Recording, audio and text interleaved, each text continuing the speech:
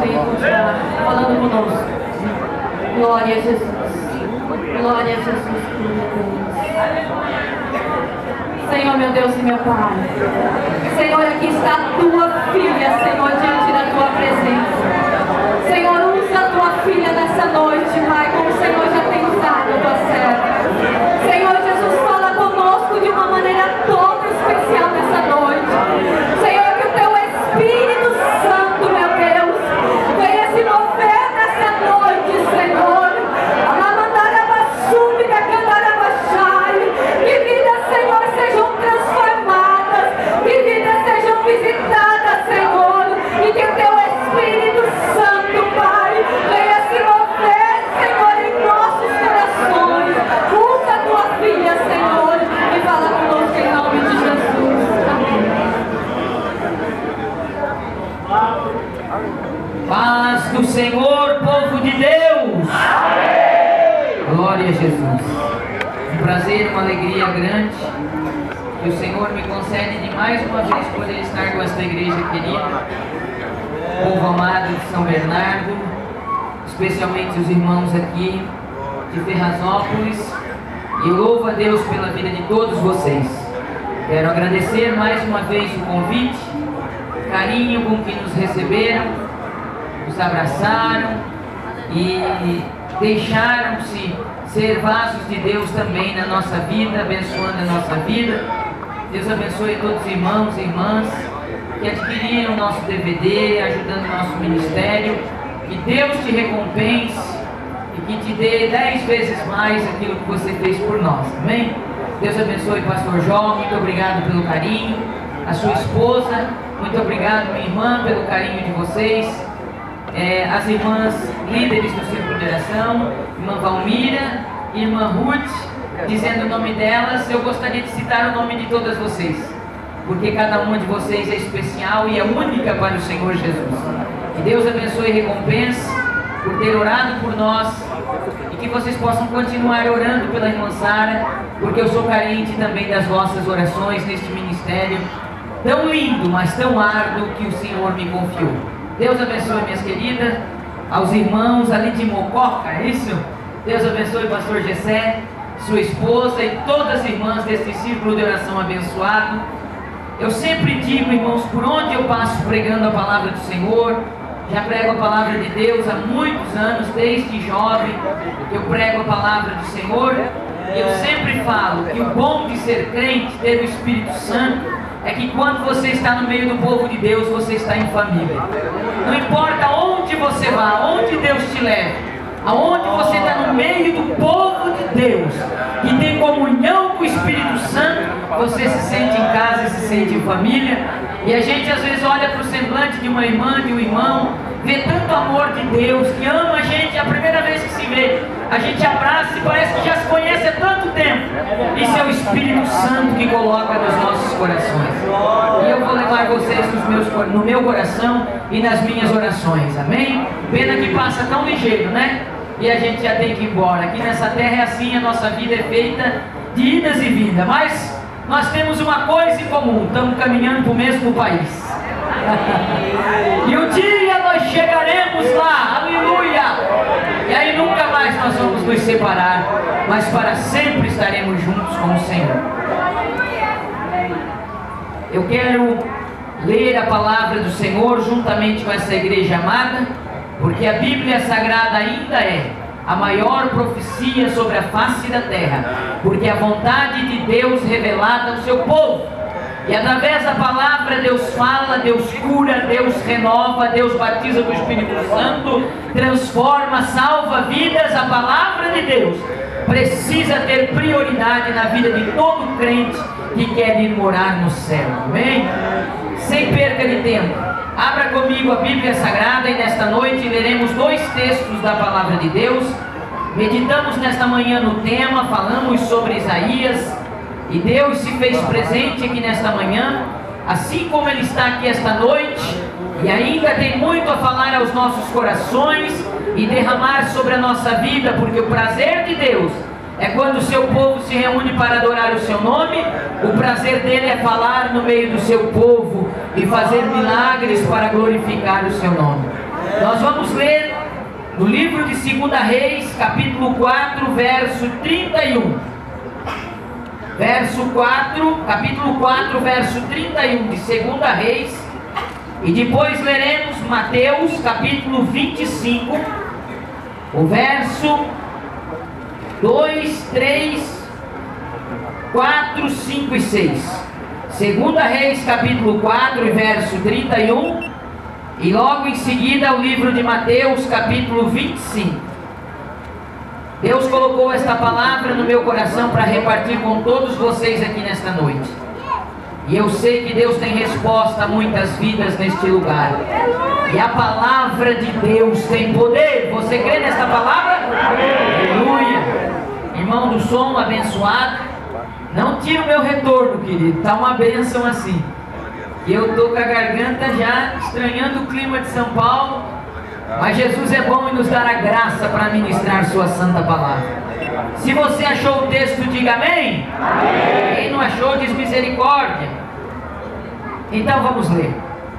2 Reis, capítulo 4, verso 31, que diz assim: E Geazi passou adiante deles e pôs o bordão sobre o rosto do menino. Porém não havia nele voz nem sentimento.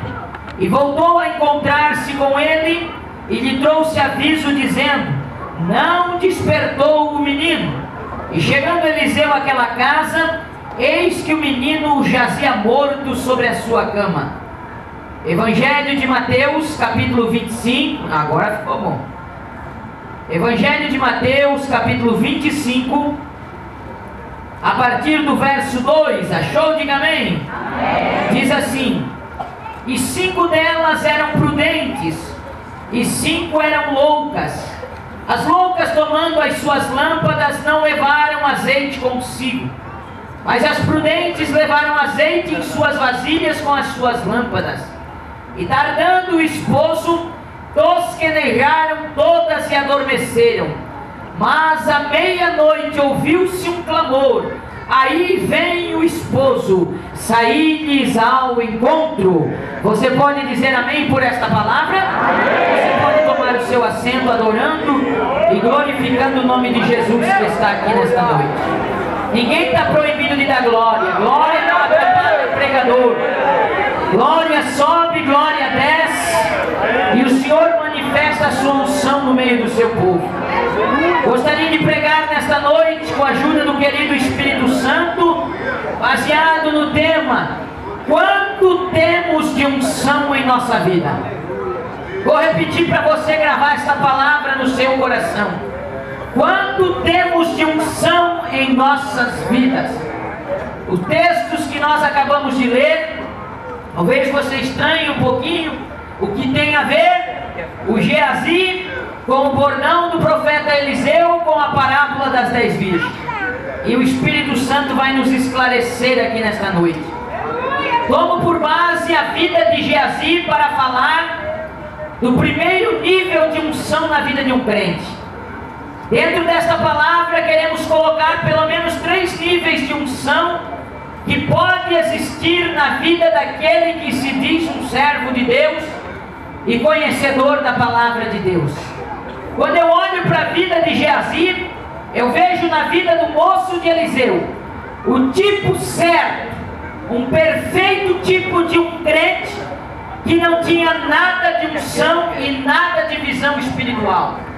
Vivia aquém de uma vida espiritual com experiência e com intimidade com Deus. Geazi era um moço que servia a Eliseu, assim como Eliseu foi o moço que servia ao profeta Elias. E quando Elias foi tomado, todo aquele que conhece o contexto bíblico sabe que Eliseu pediu a Deus um pedido muito especial: moço de visão de Deus. Ele não pediu status de Elias, ele não pediu para ser parecido com Elias, ele não pediu que ele queria o cargo de Elias, ele não pediu de ser conhecido como Elias, ele não estava interessado na popularidade do profeta Elias, mas ele disse: quando ele for levado de mim, eu quero a capa dele, e quero mais, quero porção dobrada do espírito de Elias sobre a minha vida. Pedido feito, pedido concedido. Porque quando você pede algo para Deus espiritual, quando você anseia pela face de Deus, como já falamos aqui nesta manhã, o prazer de Deus é dar muito mais do que a gente pede. Quando o teu anseio é a presença, é a face de Deus pelo que Ele é, você quer ser portador da glória de Deus, as demais bênçãos acompanham a tua vida. Deus supre tua necessidade física, espiritual, emocional, material, porque o prazer de Deus é abençoar seus filhos.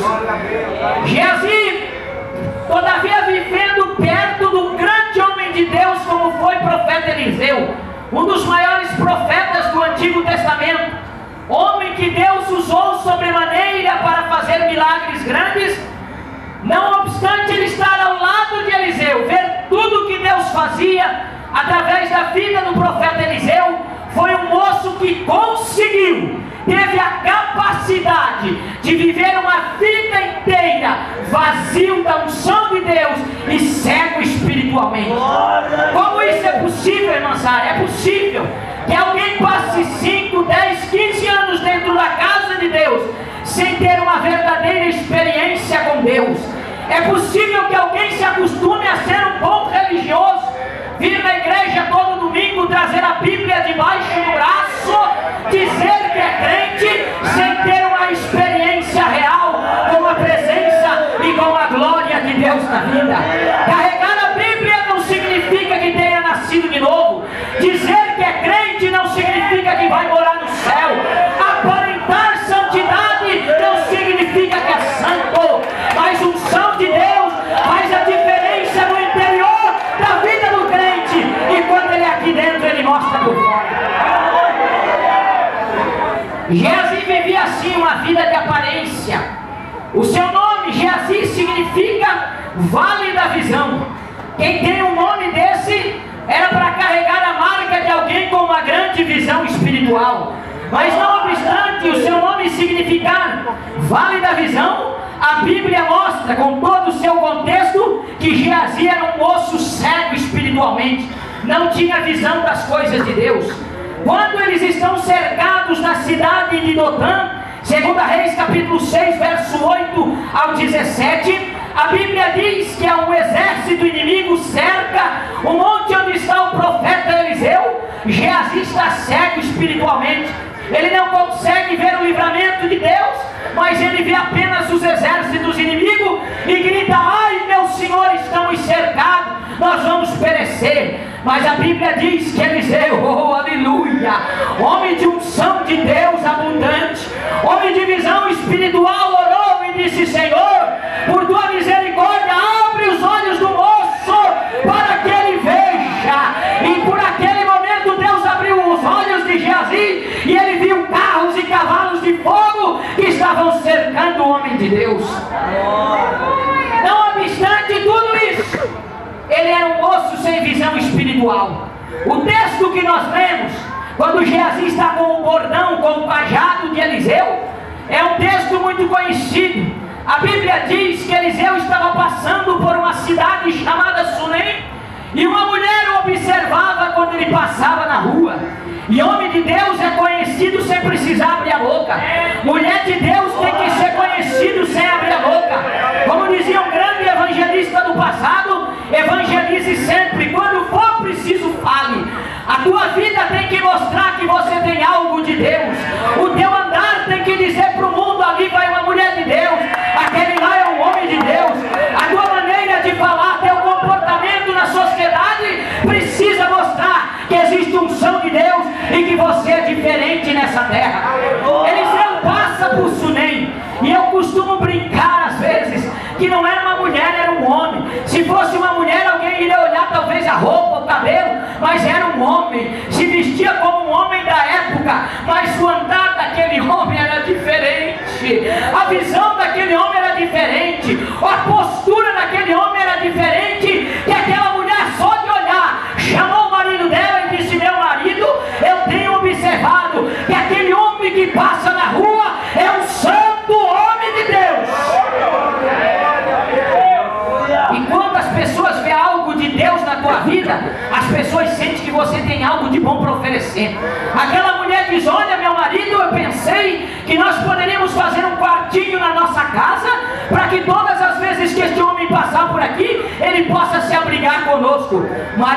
concorda. Mulher sábia não faz nada sem comunicar com o marido. O marido dá a bênção, ela prepara um quarto, a cama, uma cadeira, um candeeiro, e sempre que Eliseu passa pela cidade de Sunem, ele se retira para aquela casa. Se fôssemos analisar esta passagem de Eliseu na casa da sunamita, poderíamos dizer que Eliseu dentro daquela casa simbolizava a própria presença de Deus entrando dentro da casa daquela mulher. Aquela mulher tinha a visão de Deus, ela queria um lugar especial naquela casa para colocar um profeta, a presença de Deus dentro de casa. Hoje nós estamos preocupados em fazer uma casa bonita, ter uma sala bonita. Tem gente que tem uma televisão de 50 e tantas polegadas para receber a visita, mas não se preocupa em ter na sua casa um quartinho especial para comunhão, para altar e para a presença de Deus. Mas Deus vai abrir visão aqui nessa noite e você vai mudar a estrutura da tua casa. Preocupe-se na tua casa de ter um lugar para receber vaso de Deus, mas ter altar de Deus. Tem que ter altar dentro de casa. Não adianta querer glória na igreja e a casa ser vazia.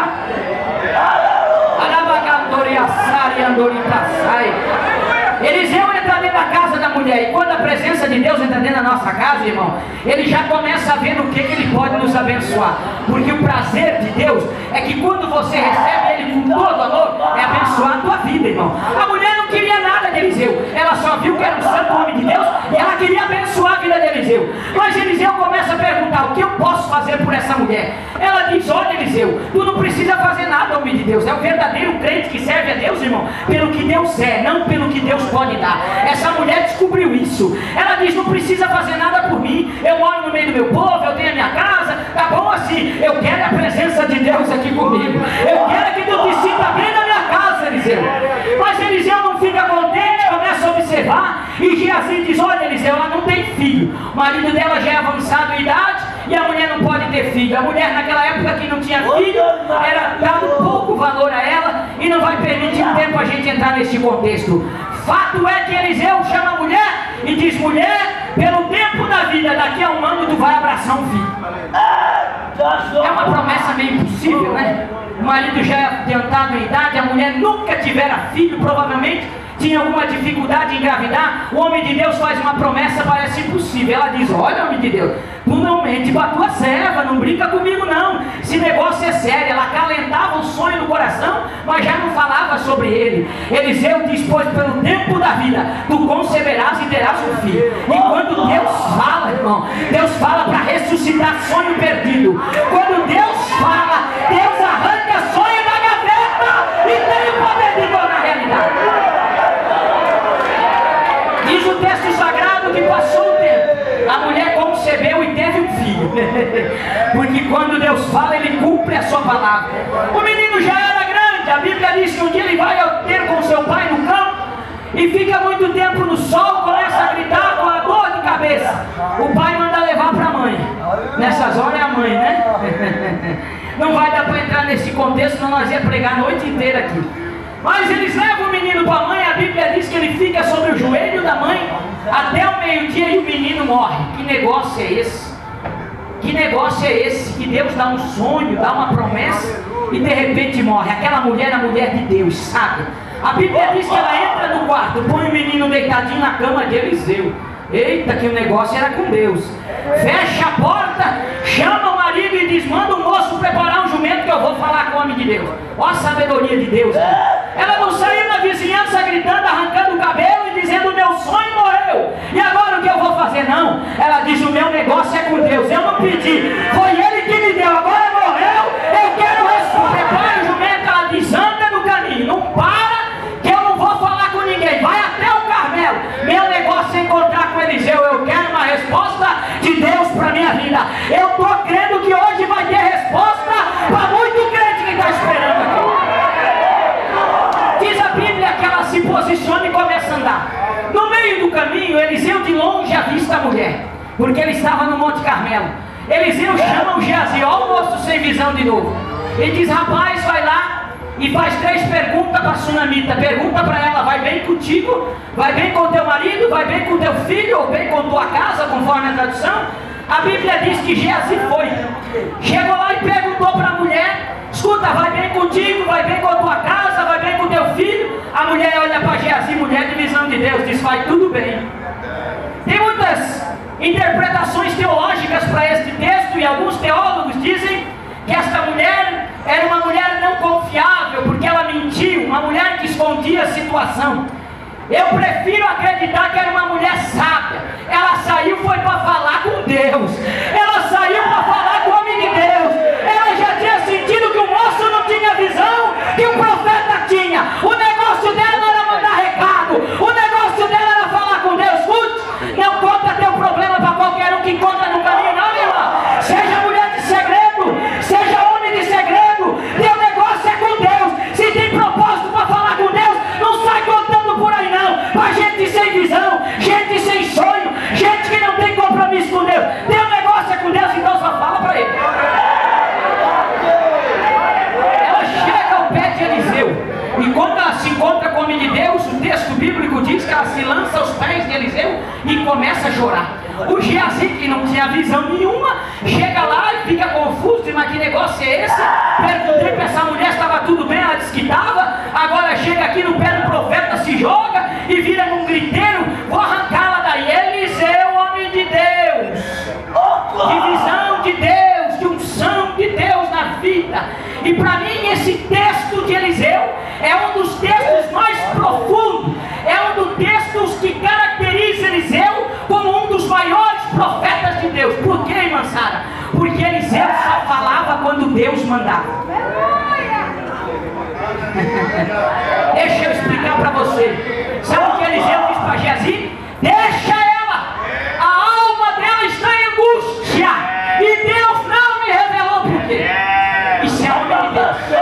Nós vivemos num tempo, irmão, que homem de Deus, mulher de Deus, acha que ele tem a obrigação de profetizar o tempo inteiro, tem a obrigação de revelar o tempo inteiro. Nós vivemos numa geração que quer sugar. Parece que o pregador, alguém liga pra gente e diz, eu quero uma palavra de Deus. O que é isso, meu irmão? Nós não somos adivinhos, não. Nós somos vasos de Deus. Quando Deus dá, eu entrego. Se Ele não dá, eu oro, e Ele faz o milagre do mesmo jeito. Profetiza quando Deus manda profetizar, revela quando Deus dá revelação. E se Deus não dá, não diz que foi o Senhor que disse o que Ele não disse. Homem de Deus, compromisso com a palavra de Deus. Que negócio é esse? Que toda hora tem que estar profetizando, revelando. Revela nome, revela. Irmão, nós vivemos uma geração de gente tão preocupada com sinais, e está esquecendo o principal, que é a unção de Deus em caráter. Não é a unção de Deus que segura o teu caráter, é o teu caráter que segura a unção de Deus sobre a tua vida. E você precisa entender isso.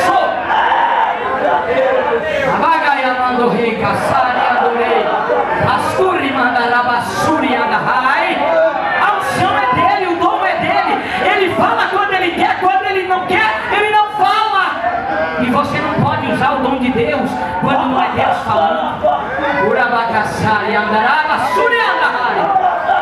Eliseu disse, o Senhor não me revelou, mas ela vai me contar. E eu vou orar. Quando a mulher conta a Eliseu, diz, o meu filho morreu. Eliseu mais uma vez põe à prova o caráter de Geazi. Chama o moço.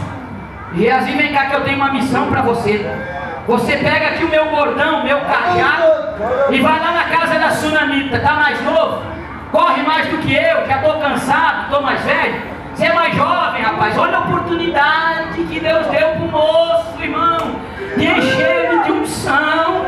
Olha a oportunidade de Deus chegando. Eliseu dá o cajado de profeta para ele, dá o bordão do profeta para ele, como que chamando o moço para responsabilidade, como que dizendo, um dia tu poderás carregar esse cajado de profeta, um dia meu ministério vai acabar, meu cabelo está ficando branco, e você vai honrar o bordão de profeta que eu estou te dando. Eu tenho uma palavra de Deus para essa nova geração que está se levantando, homens e mulheres de Deus que fizeram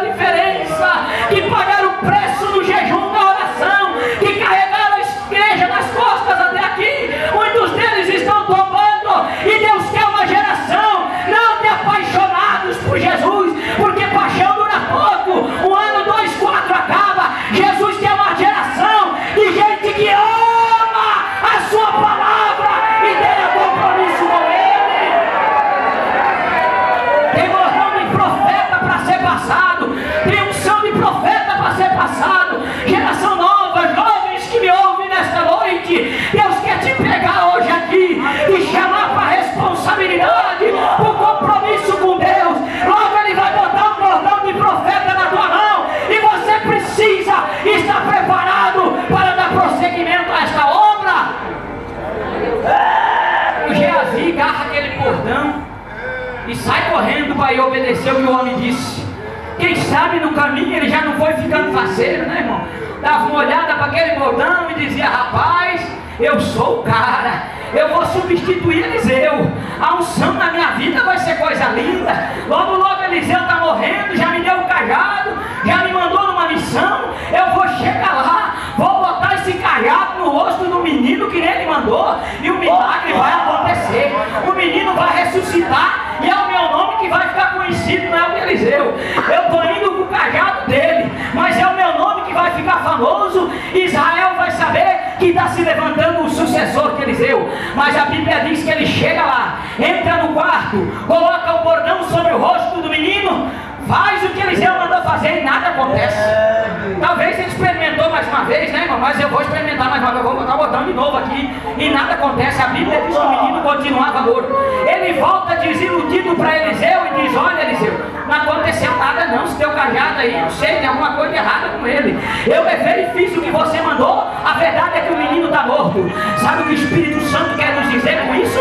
Você pode ter cajado, mas ele não tinha a unção do profeta Eliseu. Geazi tinha um cajado de profeta, mas não tinha unção de profeta. Portava o cajado, o símbolo de autoridade, mas não tinha unção, não tinha intimidade que Eliseu tinha. Ah, irmão, crente vazio da presença de Deus é coisa triste. Crente vazio da unção de Deus é coisa triste. É de dar dó. Ele até quer, ele tem vontade, mas ele não quer pagar o preço da intimidade. Como nós falamos aqui nessa manhã, não quer pagar o preço do compromisso. Intimidade, unção, irmão, se tem debaixo de joelho, debaixo de jejum, de oração, de compromisso com Deus e com a sua palavra. Eliseu toma o cajado e vai ele. Tinha que ir ele. Quando ele chega lá, a Bíblia diz que Eliseu se deita sobre o menino está morto, não tem mais vida. Mas quem foi que disse que morte é ponto final para aquele que conhece o Deus? Aleluia. A morte nunca foi ponto final para quem conhece o Deus de Israel, porque ele é o dono da vida. Jesus veio um dia, irmão, quando a glória de Deus se manifestou em Jesus e ele veio na terra, ele veio foi para destruir a morte. Nós estávamos condenados à morte eterna, à separação de Deus, mas Jesus veio, e uma das obras que Jesus fez no Calvário foi que ele foi até o inferno, chegou no inferno, tomou a chave da morte da mão do diabo e disse: agora o poder é meu, agora o poder é meu. É por isso que todo aquele que aceita Jesus como Salvador, ele nunca morre, mas ele passa da vida para a eternidade, para viver no céu com Jesus. A morte não assusta mais quem tem certeza de salvação. Esse corpo terreno aqui um dia vai tombar, meus olhos e os teus um dia vão fechar, não tem distinção, vai lá para a sepultura, esse corpo vai para lá, mas a alma e o espírito que está aqui dentro é eterno e tem que ter um lugar segurado no céu. Eliseu clama a Deus e ordena, e o espírito da vida volta para o menino e ele entrega o menino vivo para a mãe. Unção de Deus faz a diferença nessas horas. Mas a Bíblia diz que o Geazi era tão vazio da unção, era tão sério, que ele encerra a sua vida leproso. E lepra na simbologia bíblica tipifica o pecado. Quando Naamã, grande general sírio, vai ter com Eliseu, e Eliseu manda ele se banhar no Rio Jordão, 7 mergulhos para ficar limpo da sua lepra, símbolo do pecado. Naamã fica bravo porque o rio era sujo, aquela coisa toda. Mas quando é Deus que ordena, irmão, é melhor obedecer logo para o milagre chegar. No fim ele concorda, se banha e é curado. Aí ele quer presentear o homem de Deus, ele acha que tem condição de pagar, quer dar ouro, quer dar prata, presente. Mas homem que tem visão de Deus não se deixa dominar por coisas perecíveis dessa terra.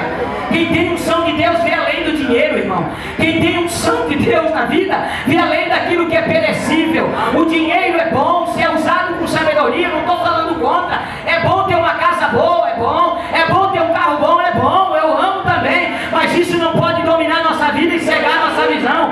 A nossa visão é o céu, é além dessa terra, é além dessa terra, é além dessa terra. Eliseu diz: olha, leva o teu dinheiro, o teu presente para ti. Quem fez o milagre foi Deus e eu não preciso disso. Mas o Geazi, que tinha visão carnal, o que ele queria era na terra, irmão, não tinha visão espiritual, era vazio de unção, corre atrás do Naamã e vai com mentira ainda por cima, vai usando o nome do homem de Deus. Mas toda mentira, irmão, ela é desmascarada. Crente que tem unção tem discernimento de Deus. O engano não perdura para sempre.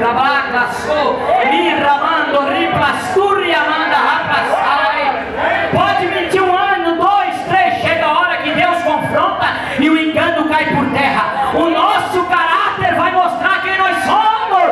Você não pode fingir uma vida inteira. Ou você tem unção ou não tem unção. Ou tem compromisso com Deus ou não tem. Uma hora o caráter se revela. Ninguém consegue viver uma vida inteira na mentira. Uma hora vai mostrar quem é. O caráter vai mostrar quem é. Geazi vem mentindo, feliz da vida. Toma presente que não era para ele. Chega diante do profeta e o profeta diz: onde é que você foi, Geazi? Aí ele quer enrolar e o profeta diz: porventura o meu espírito não te acompanhou quando tu fosse atrás do Assírio Naamã para tomar presente, para tomar aquilo que não era para ti? Agora, por causa da tua desobediência, da tua falta de visão, a lepra dele se apegará em ti, a tua geração, e não se apartará de ti. Que triste final para um homem que tinha tudo para ser o sucessor de um grande profeta, para um homem que tinha tudo de ter uma carreira brilhante. Tem uma história na Bíblia contando sobre ele, o grande sucessor do profeta Eliseu. Tem uma história triste contando de um moço sem visão e sem unção, que terminou os seus dias leproso, sendo tirado do conforto e do convívio da sociedade, porque não tinha unção de Deus, porque não quis intimidade com Deus.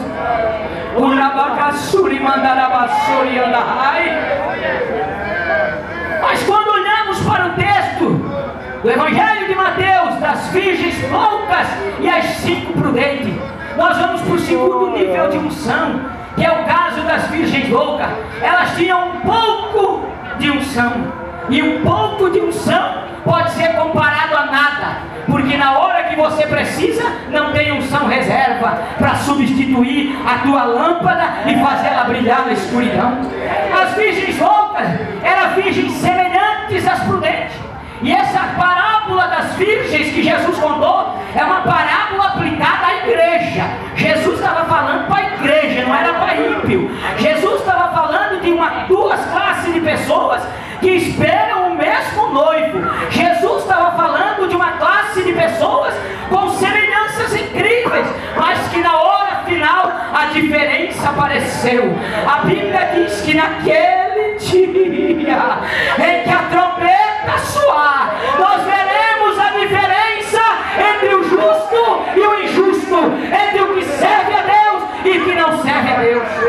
Enquanto vivermos nessa terra, o joio e o trigo vai crescer junto, é muito semelhante, e se arrancar o joio pode danificar o trigo, mas naquele dia a unção de Deus fará diferença na nossa vida. As 10 eram virgens, símbolo da pureza. As 10 se vestiam como virgens, fala da aparência. As 10 professavam a mesma fé e esperavam o mesmo esposo. Escute uma verdade de Deus que eu vou falar para você nessa noite, como igreja de Cristo, e é com muito temor no meu coração que eu falo. Todos podem fazer parte de uma igreja, mas nem todos farão parte da noiva que Jesus vai buscar. Todos podem fazer parte de uma igreja como instituição terrena, mas nem todos que aqui estão fazem parte da noiva do Cordeiro que um dia Jesus vai vir para buscar.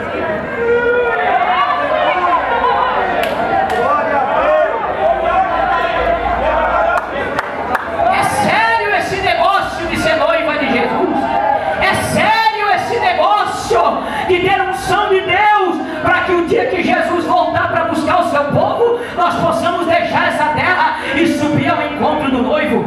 A Bíblia diz que as 5 virgens loucas, elas também tinham a lâmpada. Elas ostentavam a aparência de virgem que estava esperando o esposo.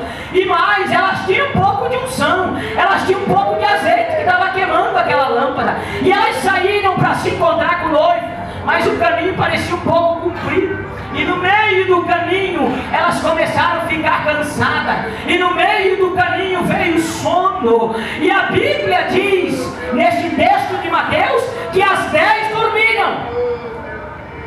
negócio, né? As 10 tosquenejaram, as 10 se cansaram e as 10 dormiram.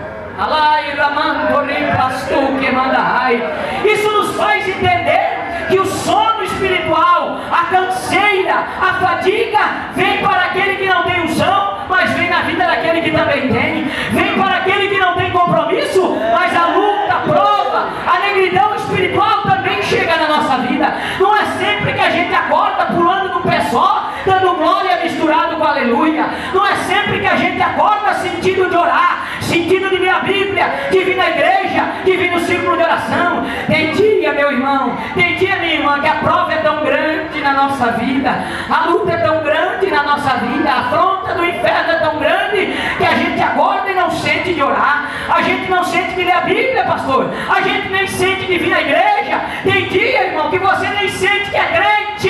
É aí que entra a diferença na vida de quem tem unção, porque o crente que é vazio de unção, ele serve a Deus baseado em sentimento, irmão. Se ele sentir, ele ora. Se ele não sentir, ele não ora. Se ele sentir, ele lê a Bíblia. Se ele não sentir, ele não lê a Bíblia. Se ele sentir, ele vem na igreja. Se ele não sentir, não vem na igreja. É crente de sentimento, não tem unção, reserva.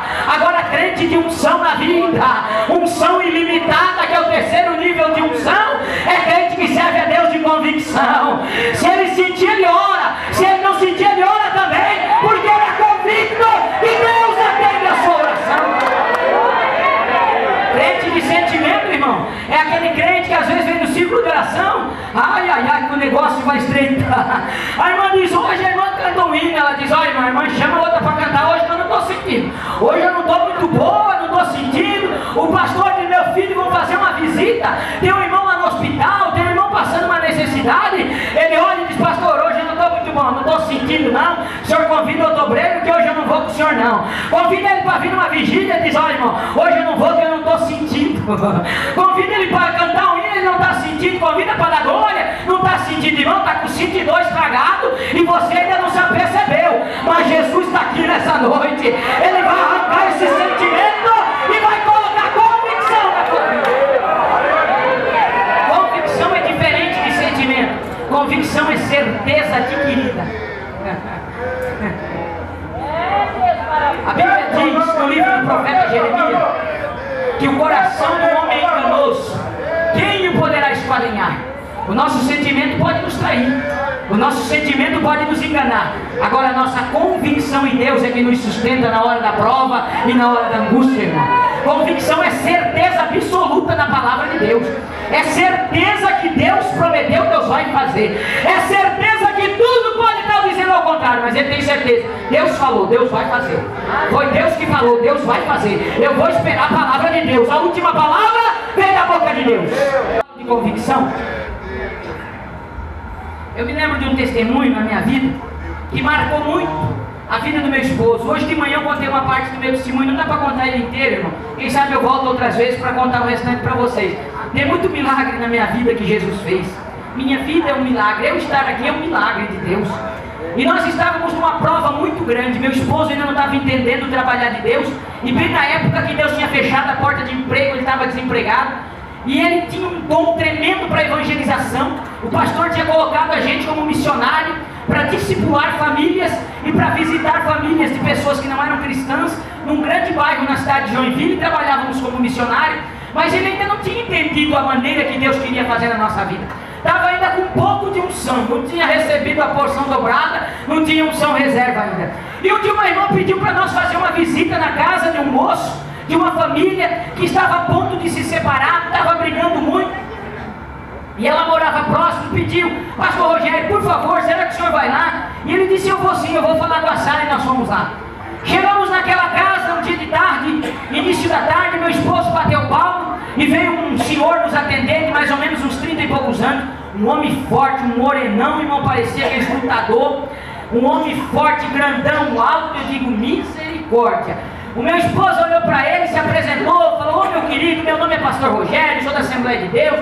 Eu e a minha esposa trabalhamos com visita, aconselhamento nas casas, e a gente veio aqui para fazer uma visita para o senhor, para orar, pedir a bênção de Deus sobre a sua casa, a sua família.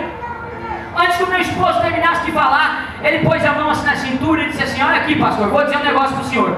Essa noite o meu guia me apareceu e falou para mim que um crente ia vir bater na minha porta.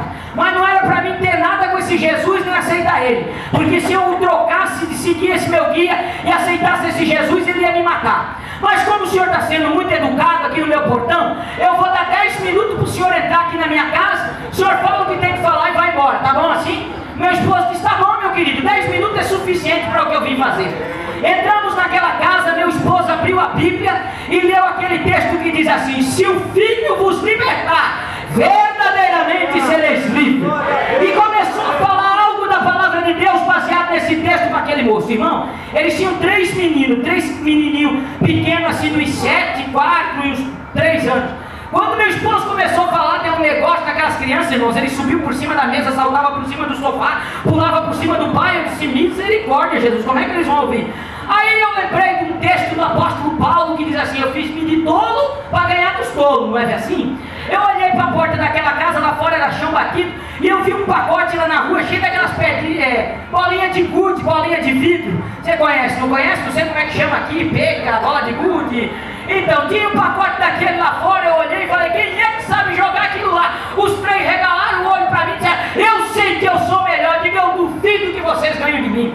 E os 3 se prontaram para ganhar de mim. Eu fui lá para fora com aqueles meninos, dobrei o joelho no chão batido e comecei literalmente a jogar com eles e brincava com eles. E eu disse, eu vou ganhar de ti, e um queria ganhar mais do que o outro. E enquanto isso meu esposo começou a pregar, aquele homem sentou e a esposa dele, e eu espiava pela porta e dizia, usa teu filho, Jesus, amarra esses demônios, Jesus, entra nessa casa e liberta essa vida, e joga para lá e joga para cá. Passou 15 minutos, passou 20, passou meia hora, daqui a pouco eu espiei lá dentro, meu marido já estava de pé com a Bíblia na mão, empolgado, irmão, parece que estava pregando nos Gideões, porque crente que tem chamado é assim, irmão, não importa a plateia, ele prega para 10 mil como ele prega para 3, com a mesma unção, com a mesma graça e com a mesma convicção. Mas tem gente que vai ser pregador famoso, né, irmão? Já quer começar pregando nos Gideões. Nada, irmão, começa pregando para a tua vizinha, vai ensaiando para o teu vizinho, para o teu amigo de trabalho, vai ensaiando na faculdade, lá no curso, ser fiel no pouco, e eu te colocarei no muito, diz a palavra de Deus. Eu digo, Jesus está trabalhando, e o meu esposo foi pregando, deu uns 40 minutos, e eu já estava cansado de estar com o joelho no chão, já tinha sujado todo o joelho de terra, e os meninos incansados. Daqui a pouco meu esposo me chamou, eu olhei e disse, Sara, pode entrar com as crianças que Jesus já está fazendo a obra aqui, vem cá que nós vamos orar. Eu entrei naquela casa, irmãos, aquele homem estava de joelho com lágrimas nos olhos, a esposa de joelho do lado com lágrimas nos olhos, e ele disse assim, pastor, eu só quero fazer uma pergunta para o senhor. E o meu esposo disse, pode perguntar, filho. Ele disse, eu só quero perguntar se o senhor tem certeza que esse seu Jesus é mais forte do que esse meu guia, porque ele disse que se eu largasse dele ele ia me matar. O meu esposo disse, filho, o meu Jesus é general de guerra, ele me salvou, me libertou da droga, da bebida, e ele tem poder para te libertar desses livros.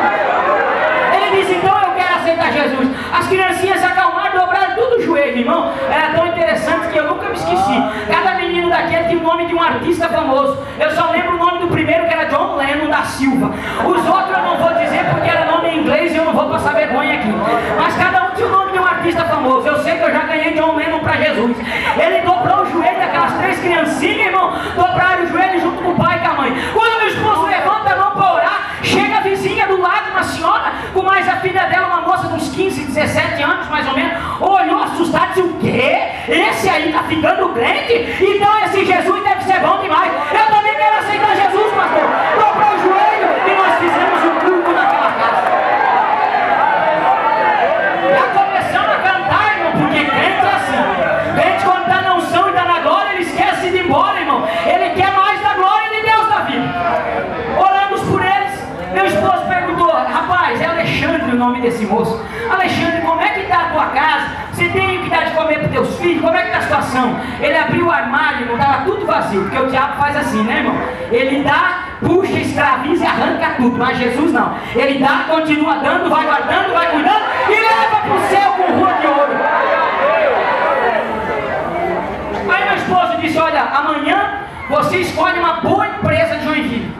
Eu vou orar por você e Deus vai abrir uma porta de trabalho para você, para que você conheça o Jesus que tu está servindo agora. Irmãos, ele trabalha até hoje numa das maiores empresas de Joinville e serve a Jesus até hoje. Deus tem uma porta de emprego aberta no outro dia para aquele moço. Meu esposo disse: eu vou para casa, eu vou voltar aqui, porque nós vamos trazer alguma coisa, uma cesta básica para você. Porque crente com unção é amoroso, irmão. A maior característica da unção de Deus na nossa vida é o amor. Você dizer para mim que é cheio da unção de Deus, não tem amor, é mentira, irmão. Você me perdoa, é mentira. Um evangelho sem amor é um evangelho fajuta. Porque o que mais Jesus ensinou foi o amor. Você dizer que ama teu irmão, sabe que ele está na prova. Você está com o armário cheio, teu irmão está comendo pirão, você não tem capacidade de repartir. Que evangelho é esse, irmão? Você perdoa a minha franqueza, irmão, mas nós temos que voltar para o evangelho genuíno da palavra de Deus. Eu olho a minha irmã do ciclo de oração e digo: eu amo a minha irmã. Eu vejo todo dia ela vem na igreja com o mesmo chinelinho, a mesma rasteirinha. Não tem condição. Na minha casa tem 50 pares de sapato, um de cada cor para combinar na roupa. Mas eu amo a minha irmã, mas eu não dou um par de sapato. É mentira, irmão. Tem que aprender o que é amor ainda. Chega dessa hipocrisia. Amor, irmão de Deus, linda, mangarai. Não estou dizendo que você não pode ter 50 pares de sapato, não. Se Jesus dizer, tenha mesmo. Crente não gasta na bebida, na prostituição, no vício, na droga. Jesus liberta, tem que andar cheiroso, bonito, bem arrumado. Você é de Deus, mas tem que ter amor para repartir. Te lembra que o teu sapato não é teu. Quando você se torna servo, é tudo de Deus. Essa bolsa bonita que você tem não é tua, é de Deus. E se Deus tocar, faz o que Deus te mandar. Faz o que Ele te mandar. É assim que Deus trabalha. Irmão, nós fomos para casa. Chegamos em casa, na época eu não tinha filha ainda, era só eu e meu esposo. Meu esposo disse: Sara, vê o que tem aí que dá para nós repartir. Eu estava tão alegre, tão feliz de ter ganhado aquelas almas para Jesus, irmão, que eu abri o armário e fui tirando tudo que eu tinha dentro do armário e colocando na sacola. Olhei para mim, bem fortinho assim, meu esposo é um italiano fortão também. Digo: não, nós podemos jejuar um pouco, volta tudo que tem aqui dentro da casa. E fui botando tudo dentro da sacola, irmão. O meu esposo falou com mais uns dois irmãos, fez uma cesta bonita e foi levar para aquele moço. Eles ficaram felizes da vida e Jesus completou a obra ali, porque eles viram o amor de Deus pelas almas dele. Meu esposo volta para casa, irmão, tinha começado a chover, e naquela época não tinha asfalto lá naquelas ruas, irmão, e a gente andava de bicicleta, não tinha carro não, irmão, mas a gente tinha amor pelas almas. Veio para casa, chegou em casa todo molhado, todo enlameado, e já chegou bravo, perdeu o rastinho da unção do caminho. Já chegou bravo, irmão, em casa. Já chegou e já vi que ele esbarrou a bicicleta meio desajeitada pelo canto. Eu disse: tem misericórdia, Jesus. Entrou para dentro e disse: eu vou tomar um banho, Sara. Você faz uma janta que eu estou com muita fome. Eu digo: misericórdia, agora o negócio vai pegar, meu Jesus amado. Ele foi tomar banho, saiu do banho e disse: aí, o que tem para jantar? Eu falei: amor, só tem um cozinhado de arroz porque sobrou dentro da lata que eu não vi. Abri a geladeira, mas não é que tinha muita coisa não, irmão, não tinha nada não. O que tinha era pouco, por isso que eu vi tudo que tinha. Abri a geladeira vazia, irmão, 2 litrão de Coca-Cola, cheio de água. Olhei na porta, tinha um ovo, irmão. Meu Jesus amado. Quando meu esposo contava esse testemunho, ele dizia que era o milagre do ovo. Olhei para aquele ovo e falei: filho, tem arroz, eu vou cozinhar. E tem um ovo, eu já comecei a rir. Eu falei: ó, você quer que eu frito para parecer mais grande ou eu cozinho? Porque eu aprendi uma coisa com Jesus, irmão. Eu aprendi com Jesus que a gente passa prova sorrindo e dando glória a Deus. Não adianta espernear, irmão, quando é prova que Deus permite a gente passar para moldar nosso caráter. Não adianta ficar bravo com Deus também. É 2 trabalhos: ficar bravo e voltar a sorrir. Então aprende logo de primeira, irmão. Já passa dando glória a Deus e vai mais ligeiro, aprende a lição e a bênção chega. Eu sempre fui muito brincalhona, muito sorridente. Dificilmente alguém sabe o que eu estou passando, qual é a luta que eu estou enfrentando. Porque Jesus é a fonte da minha alegria. Minha alegria não é essa terra, irmão. Eu tinha todos os motivos para ser uma mulher depressiva, estar dentro de casa tendo pena de mim. No ano de 2004, no mês de junho, eu perdi meu pai, meu grande amigo, meu homem de Deus que orava comigo. E no mês de agosto eu perdi meu marido, o grande amor da minha vida. Eu fiquei sem pensão, morando numa casa alugada com uma filha de 7 anos para criar. Eu tinha todos os motivos para arrancar meu cabelo cabelo. Mas um dia eu decidi que ninguém ia ter pena de mim, porque pena tem que ter do diabo, que dava o futuro dele decretado e nada pode mudar. Você é filho de Deus, filha de Deus. Você não foi chamado para ninguém ter pena de você, não. Levanta a tua cabeça hoje. Tua vida é feita de escolha. Escolha hoje ser cheio da unção de Deus e fazer diferença nessa terra. Aleluia. Eu botei aquela panelinha de arroz cozinhar. Ele sentou na mesa bravo, assim, sentou na mesa amuado, como diz o Catarina. Olhou para mim e disse: eu não entendo esse negócio, Deus provando a gente, faz isso tudo que a gente está ganhando alma, e aqui dentro de casa essa tribulação, eu não arranjo um emprego, essa prova. E eu comecei a cantarolar o hino da harpa, fazendo aquele arroz, me enrolando pela cozinha, e orando e dizendo: Jesus, tu precisa fazer alguma coisa dentro da minha casa. Peguei aquele ovo, falei: amor, já que você não decidiu, eu vou decidir, eu vou fritar para parecer maior. E aí, você quer a gema ou quer a clara? Aí ele ficou bravo de vez, falou: engraçadinha, só você para fazer piada numa hora dessa, né? Aí eu comecei a rir, peguei aquele ovo frito, irmão, chovendo, nossa casa ainda era pequena e estava fechada, você sabe o cheiro que fica. Quando eu vim para a mesa, eu só vim com um pensamento dizendo assim: Jesus, tem misericórdia e tu não deixa chegar nenhum crente murmurador aqui em casa, Jesus, porque eu não tenho nem um pouquinho de café para oferecer. E tem gente que é murmurador, né, irmão? Vê o irmão na prova, em vez de ajudar, sai falando mal. Eu digo: tem misericórdia, Jesus, e mais a mais só tem um ovo, tem que repartir com mais um, vai ser muita prova. Sentamos na mesa e ele falou assim para mim: ora você aí. Já estava bravo, não queria mais orar. Ora você aí e agradece. Eu falei: tá bom. Antes de eu orar, ele falou assim: sabe, você sabe com quem que eu estava com vontade de comer, que eu queria jantar? Eu digo: fala, filho, falar não é pecado. Ele falou: eu estava com vontade de comer salada de beterraba, era a salada predileta dele, e salada de vagem. Digo: opa, isso é bom, hein, amor? Eu ia olhando para aquele ovo, e ele olhando para mim, né? Ele falou: estava com vontade de comer, sabe aquela carne de panela fatiada que você faz, queimadinha com açúcar assim? Pois eu estava com vontade de comer aquela carne. Olha, se tivesse uma maionese também não era ruim, né? Não quer nada a criança, né? Falei: pois é. Mas olha, nós vamos orar, amor. E comida de crente na prova é igual maná. Ela pode ter o gosto do que você quiser.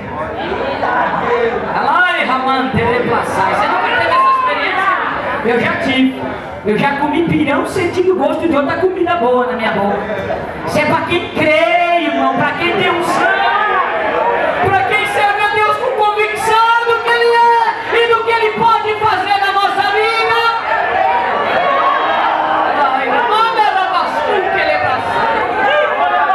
Eu baixei a cabeça, eu disse: nós vamos orar. E Jesus está aqui para fazer um milagre nessa comida. Baixei a cabeça, ele baixou também. Eu disse: Senhor, eu quero te agradecer por este alimento que o Senhor nos deu. Eu quero te louvar. E quando eu disse: eu quero te louvar, eu escutei um barulho na porta. Eu disse: misericórdia, abri o olho. E aí eu disse como Jó: o que eu temia me sobreveio, e o que eu tinha medo me aconteceu. Vou ter que repartir o ovo. Levantei, fui na porta, abri a porta e estava uma irmã, uma vizinha, irmão, uma irmã abençoada. A gente tem que dizer que é abençoada, né, irmão? Crendo no milagre. Uma irmã abençoada, daquela que você dizia uai e ela contava o ABC inteiro. Eu digo: é hoje, Jesus, que nós temos que orar mais. Falei: ô, minha irmã, o que a senhora deseja? Ela disse: irmã Sara, eu vim aqui, estou com pressa, não queria entrar, ficou na porta assim com a sombrinha. Eu estou com pressa, irmã Sara, mas eu vim aqui e eu queria fazer uma pergunta, se vocês não se ofendem. Irmão, quando um crente começa perguntando se tu não se ofende, vem bênção atrás. Eu já aprendi isso. Se Deus tocar para você abençoar a minha vida hoje, já fica sabendo que eu não me ofendo. Irmão, tu que está com essa câmera bonita aí, eu estou orando faz tempo para Jesus dar uma dessa para mim. Se ele te tocar, eu quero dar boa. Não pode ser fajuto. Eu estou pedindo para ele que é para registrar onde eu passo, viu? Se ele te tocar, nem pergunta que eu não me ofendo. Irmão, eu disse: mas fala, irmã. Ela disse: irmã Sara, eu quero dizer para a senhora que a minha nora trabalha na cozinha da Tibe. Quando ela falou cozinha, eu disse: meu Deus, olha o milagre chegando aí, Jesus. A Tigre é uma das grandes empresas de Joinville, né, que produz tubos, conexões de plástico, os irmãos devem conhecer. Ela, minha nora, é cozinheira lá. E hoje eles pediram funcionário da empresa. Mas agora, há poucos minutos, irmã Sara, deu um apagão lá, terminou a luz, eles não conseguem voltar a ligar as máquinas e dispensaram todos os funcionários. E sobrou muita comida. Ó Deus que trabalha pelos filhos dele. E ele não trabalha na hora, irmão, quando você está fazendo. Ele de antemão já está prevendo o teu futuro. Ela disse assim, eles repartiram com as cozinheiras, irmã. Acabou de vir a Topic lá da empresa trazer ela. E eles trouxeram muita comida, irmã Sara. Veio tudo em marmitex fechado, lacradinho, quentinho, irmã Sara. Mas é muita comida. Nós não vamos dar conta de comer isso tudo. E eu achei assim que eu devia repartir com vocês. Então vim aqui perguntar se a irmã Sara e o Rogério não se ofende. Eu disse, minha irmã, nós não se ofendemos não. Deixa Deus te usar, minha filha. Ela disse, então a senhora aguarda um pouquinho aí que eu já volto. Eu digo, pois eu não saio dessa porta.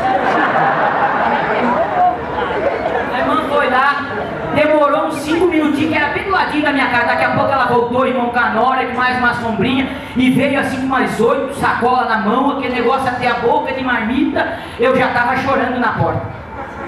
Quando ela entregou na minha mão, eu peguei aquela sacola, agradeci, abençoei a vida dela. Eu vim, coloquei em cima da mesa e já empurrei o arroz com o ovo pro lado. Vai pra lá, prova, é o mistério de Deus que está chegando aqui. Meu esposo, olhei pra ele, irmão, ele estava assustado. Ele estava sentado, ele ficou, regalou o olho e tinha lágrimas nos olhos dele.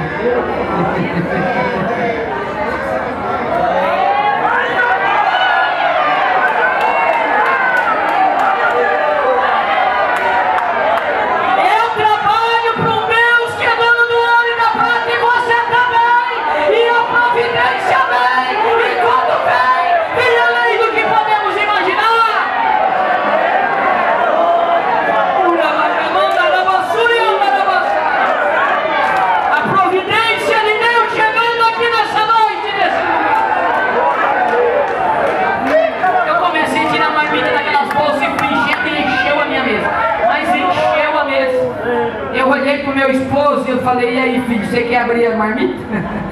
Você quer chutar aí o que você acha que tem aí dentro? Ele começou a rir com lágrima nos olhos. Pegou a primeira marmita, irmão, como Deus é Deus, porque eu não conto testemunho, não preciso contar coisa miraculosa dos outros, eu conto a minha história, conto o meu milagre. Você não precisa viver no milagre dos outros. Jesus quer fazer milagre na tua vida para você.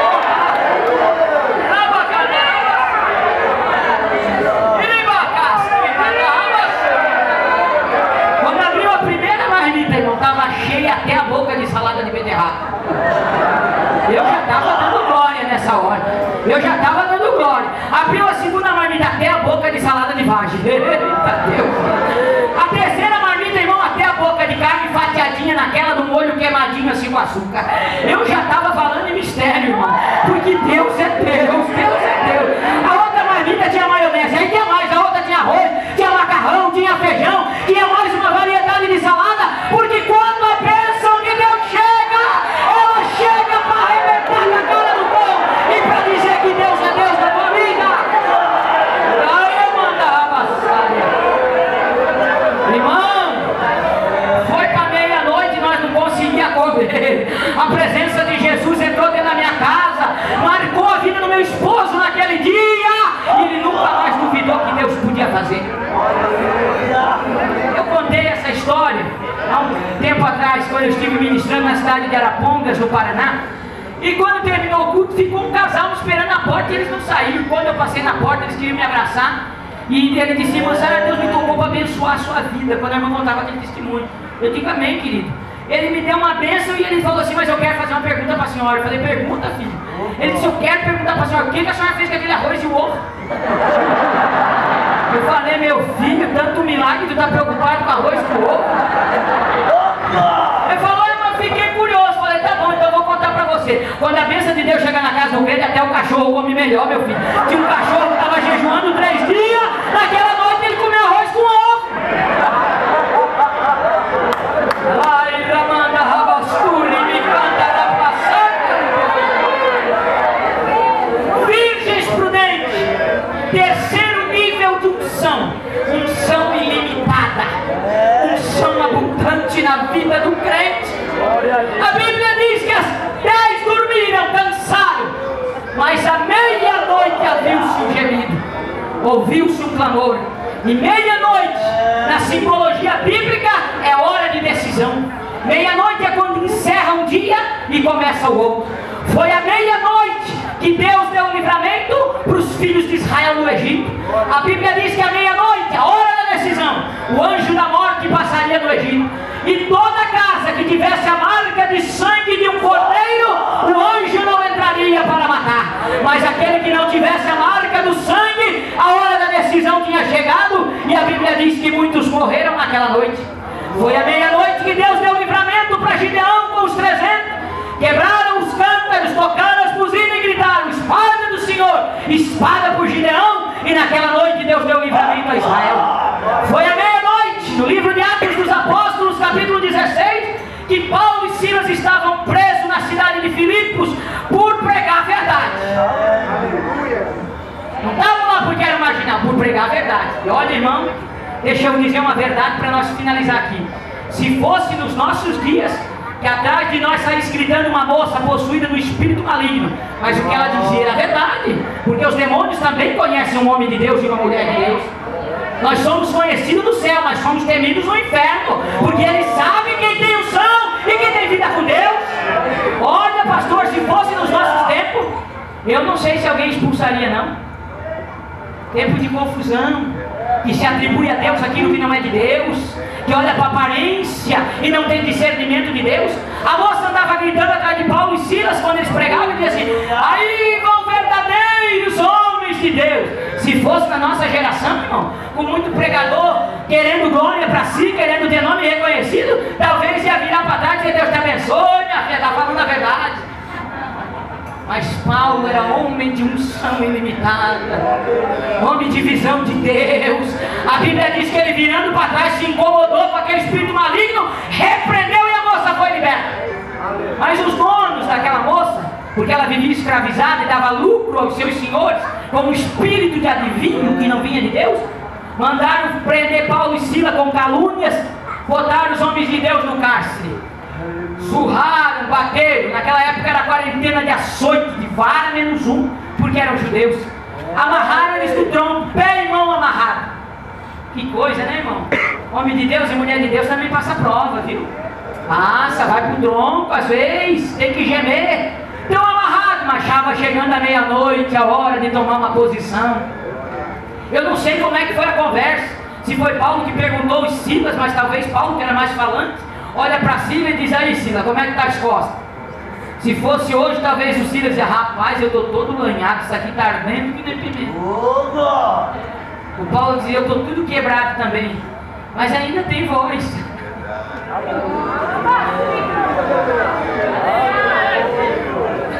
O que você acha de nós cantar um hino aí perto da meia-noite?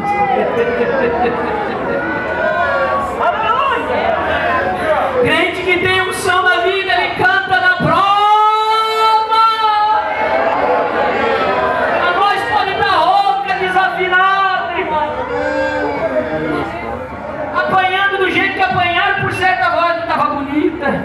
Eu não sei o que eles cantaram. Talvez eles cantaram aleluia, né? Que é a língua universal, por isso que eu gosto de cantar tanto aleluia. Eu sei que eles começaram a cantar um hino perto da meia-noite, eles tomaram a decisão: nós vamos adorar o Senhor dos Exércitos. Ainda que o corpo está doído, está quebrado, estamos todos feridos, mas a alma está livre para adorar o Rei dos Reis e Senhor dos Senhores. Deixa eu dizer uma verdade para você: Paulo e Silas estavam na prisão, mas a prisão não estava neles. Que negócio é esse, moçada? Eles estavam na prisão, mas a prisão não estava neles. Tem gente que vive livre, mas o seu espírito é preso. Ele diz: eu sou livre, eu posso beber, eu posso fumar, é nada, porque não consegue parar, então você está preso. Tudo que te escraviza é uma prisão. Ah, eu sou livre, eu mando no meu nariz, eu faço o que eu quero.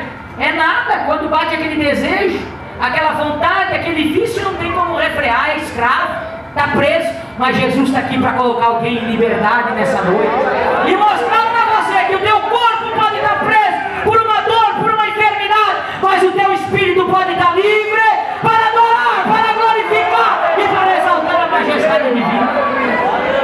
Eles começaram a cantar, e quando eles começaram a cantar, a Bíblia diz que um terremoto veio do céu.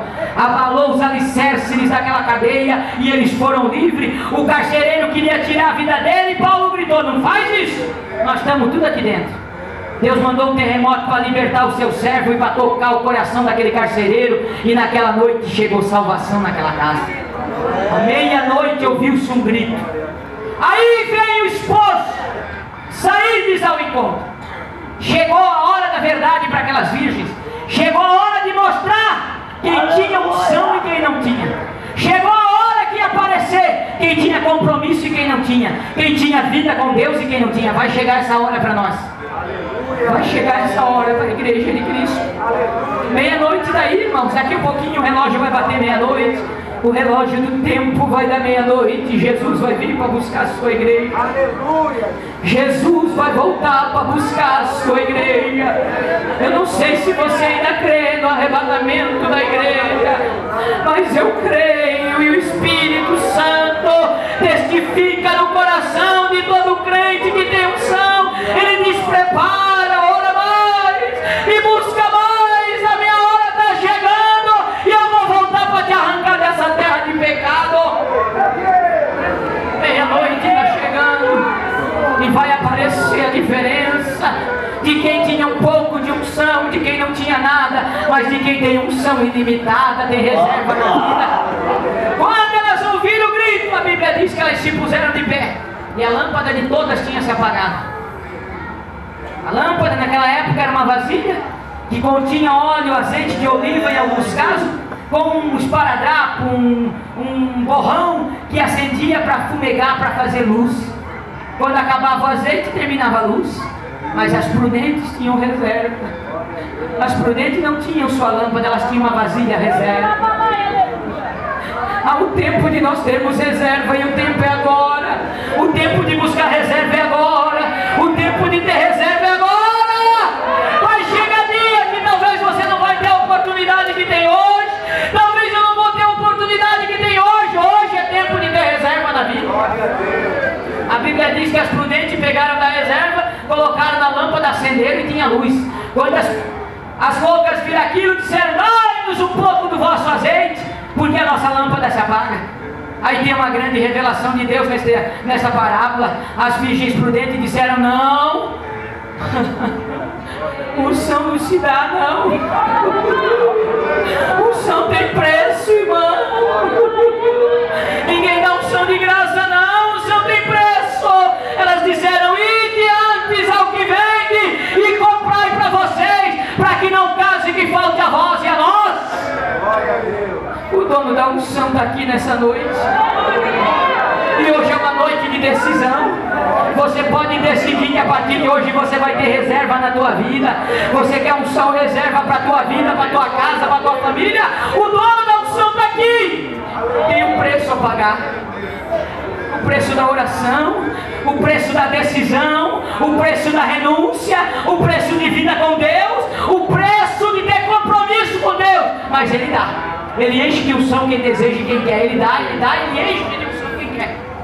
E a Bíblia diz que elas saíram para comprar, mas não dava mais tempo. Não dava mais tempo, o noivo chegou.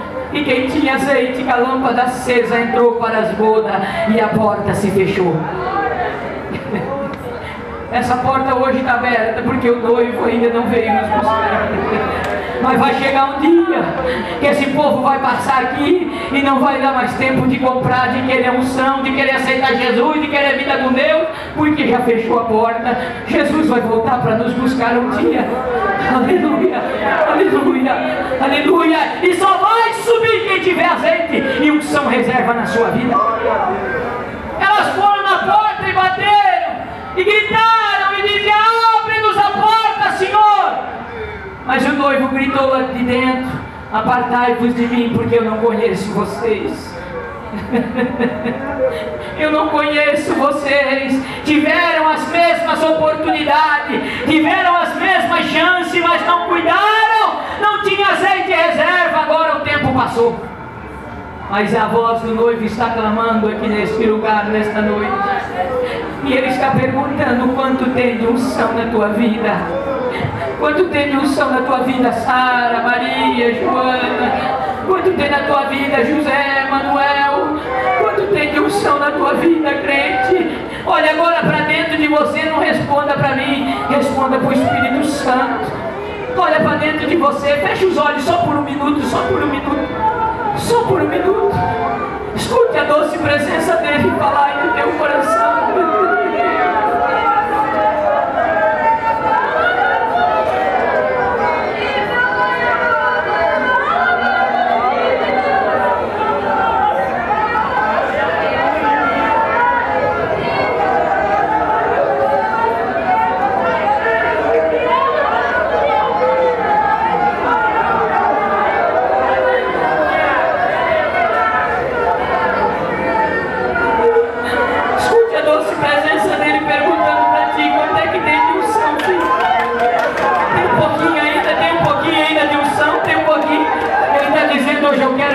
Porção dobrada e limitada.